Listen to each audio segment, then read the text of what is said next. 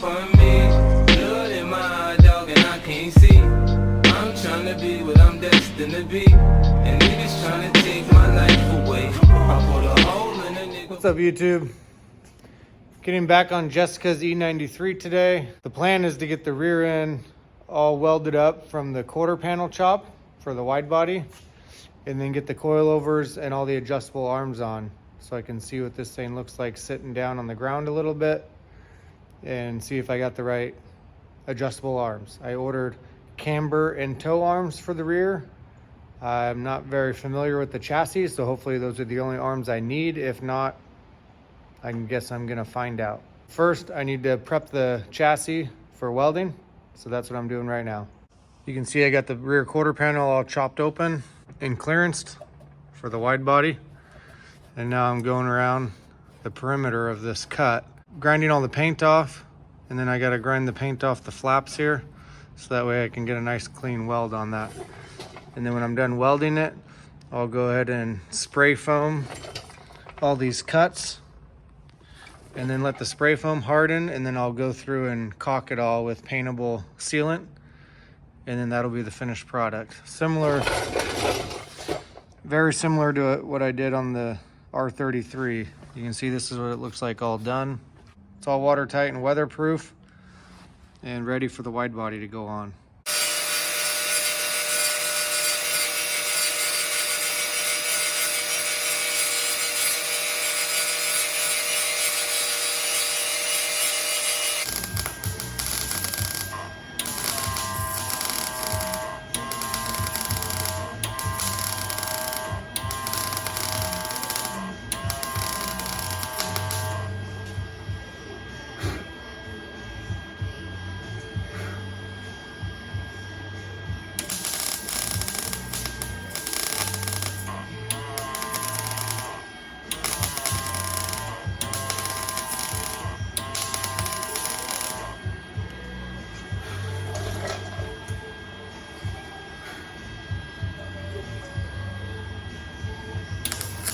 So you can see this side's all welded and this side's welded. This is what it looks like with the spray foam. You can see all the relief cuts. I go ahead and spray foam those, so that way the sealant has a nice backing to kind of support it. And then once the spray foam dries, you can just break off the excess parts, so you're just left with what's inside the body.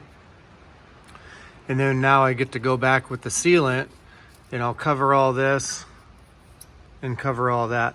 First, I'll put a coat of paint on it, so obviously this doesn't rust, and then I can put the sealant on. And then the rear quarters will be sealed and weatherproof, and I can start working on the suspension. So I got some paint on it. While I'm waiting for that to dry, I'm gonna go ahead and start on the suspension on this side.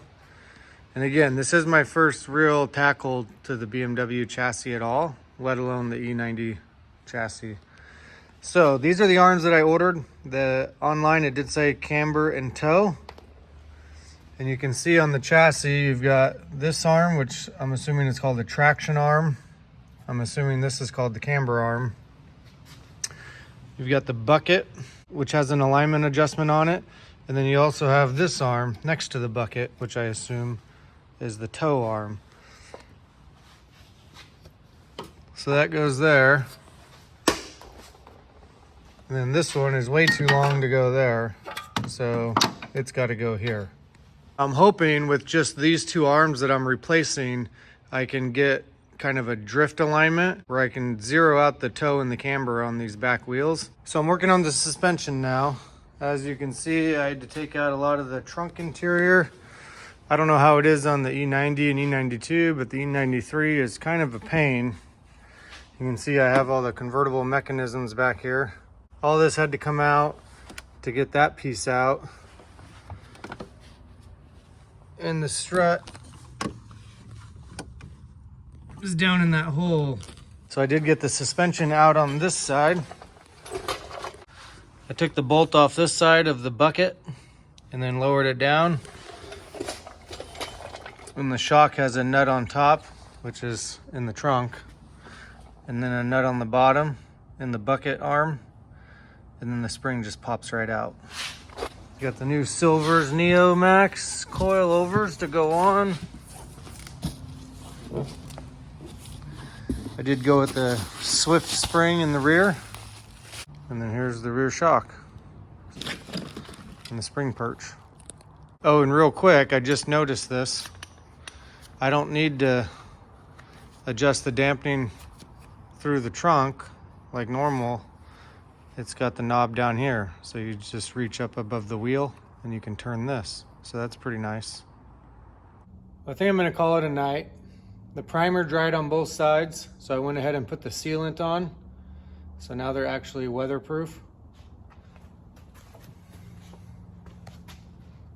You can see I sealed all the relief cuts as well as the weld. And I also got the rear coilovers on. And once I get the front coilovers on, I'll just make sure it's the same side to side, just like I did in the rear. So then when I drop it down, I can mess with the ride height. Should be pretty easy to find a good spot from there. The next day, I've got the front coilovers here in the box.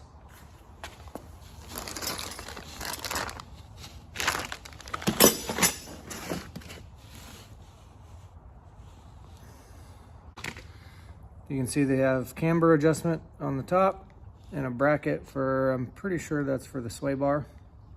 So this is a sleeve style coilover, and I'll show you what that means on the car. So instead of your traditional knuckle that bolts to the coilover like an S chassis, this coilover actually slides into the sleeve and is held on by this bolt that basically clamps the knuckle around the coilover. Gotta get that bolt off, take off the sway bar mount, probably undo the speed sensor to get that out of the way. And then up top, got 1, 2, 3 nuts. I'll probably take this off too and see if I can push this out of the way to make it easier to get to that one. Take that clamp bolt out, spread that apart, and it should drop down and pull out. I got the right side front strut out. And here's the new Silvers coilover installed. It's pretty easy to know which side goes on which side because this bracket and there's some screws in there that slide into the sleeve, so it only goes in one position. And then I went ahead and looked at the bolt pattern here for my camber. So this is kind of the way the bolt pattern will go. So that means this is going to be to the inside. I went ahead and adjusted it to full camber, and then I can decide if I want to pull camber out or not. But this way it's all tight and lined up to be full camber on this side. And then I'll measure these distances and set up the other coilover to be the same. And I can adjust ride height up or down from there. Now before I install this and bolt it back up, I am going to swap out the other side first. And the reason why is because the sway bar, as you know, it links the ride height from side to side.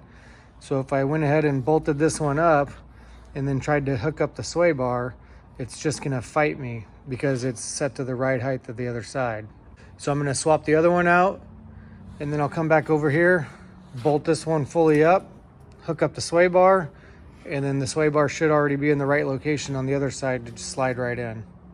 Got them bolted up now, but I did run into one little snag. You can see the full camber adjustment on the full camber adjustment on the top hat ran the dampening knob into the chassis. Pretty common when you run like Wise Fab and stuff like that to notch the chassis to do stuff like this. So I'm glad I had these set at full camber. So I ran into this issue now. So I was able to clearance the chassis, and I'm gonna install it this way, and I can always pull camber out, but at least this way I know the chassis is capable of running full camber on these coilovers. Now I just gotta finish hooking the speed sensor back up in those brackets, and then I can put the wheels on and set this thing on the ground and see what my ride height looks like. Well, I got the E93 on the ground last night. I still need to make some adjustments. It's too low to be functional right now. I mean, it's great for like a show car right now, but it's not really drivable. But I do want to show it to you before make these changes because it looks pretty cool the way it is. Check it out.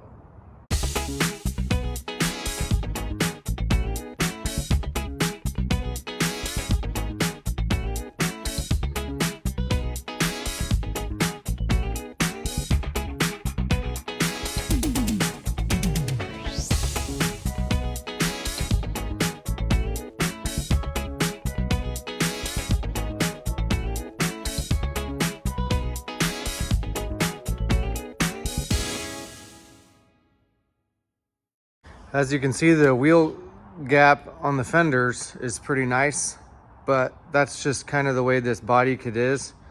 It's made to be super low and basically sit on the ground. So to drive it around like this wouldn't really be realistic. On the street, every little bump in the road would smack the fiberglass on the ground.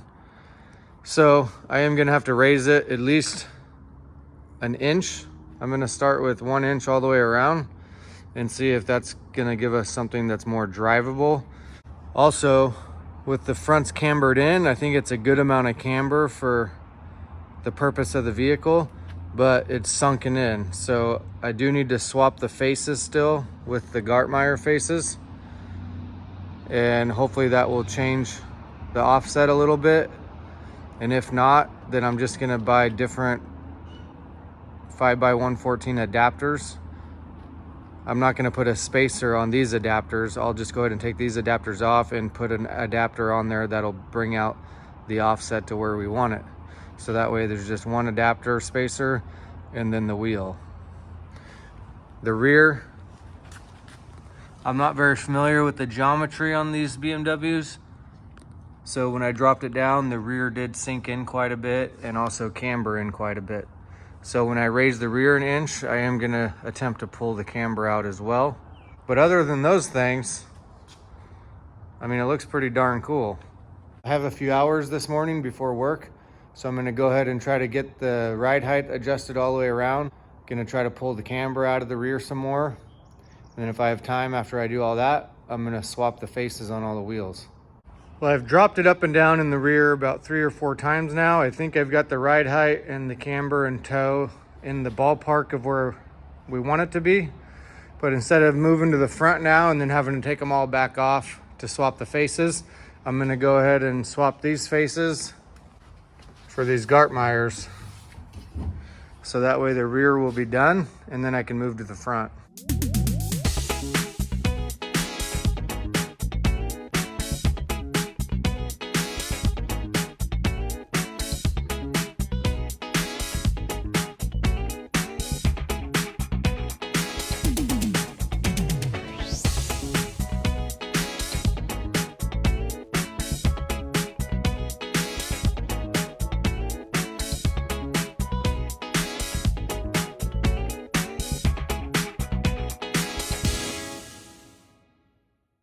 Well, that was a pretty big success.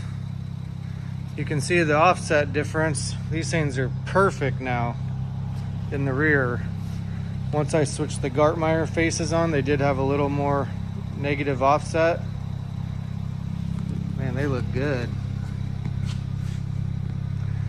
So let me show you the difference between them. So here's one of the faces I took off.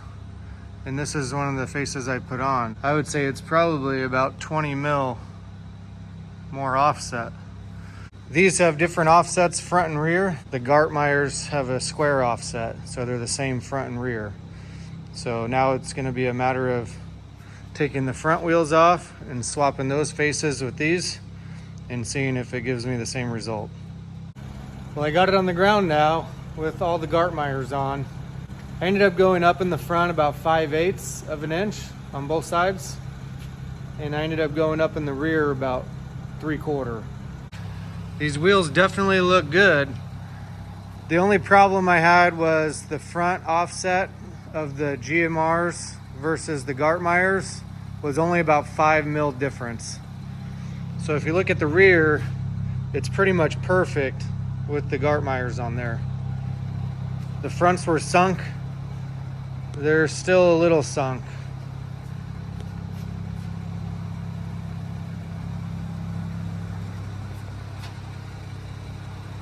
Now, obviously I could just pull some camber out, but there's not a ton of camber in there already. So I feel like the best option is going to be just to order a pair of new adapters. They give me about 10 or 15 mil more offset, and then see how that works. But other than that, and the fact that I need to get new tires, this thing looks sweet. What do you think? I love it. Awesome.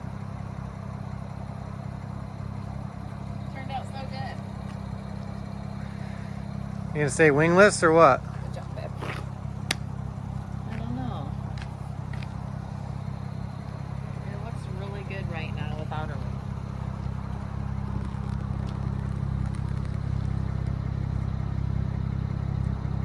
I can't wait to get the bigger adapters on to pull the front wheels out so the fitment will be better. The rear's perfect. What do you think? I think wingless looks good, but if you want a wing, we need to get it before we change the color.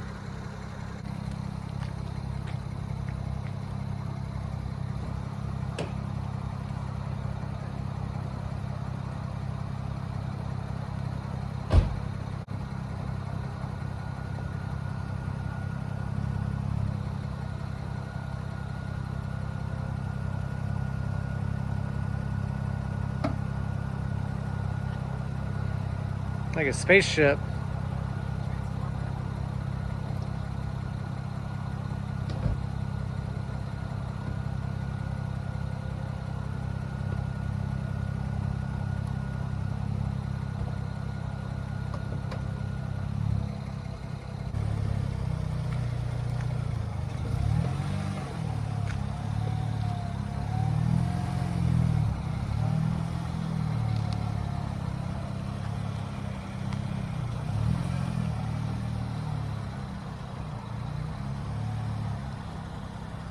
Well, I think I'm gonna end this video here. Next for the BMW is gonna be to put the front angle kit on. Should be pretty simple. It's just a bolt-on adapter and it doesn't change the wheel fitment at all. But I do need to put those on before I do any sort of alignment. Tell me what you think in the comments. Like, comment, and subscribe if you feel like it. And I'll see you next time. Peace.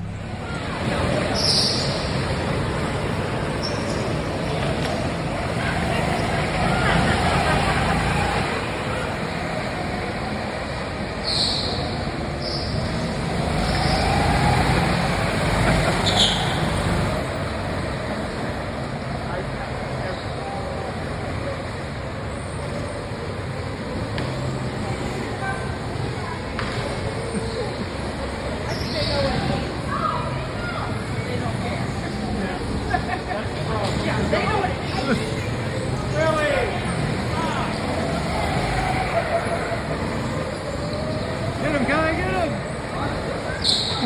him!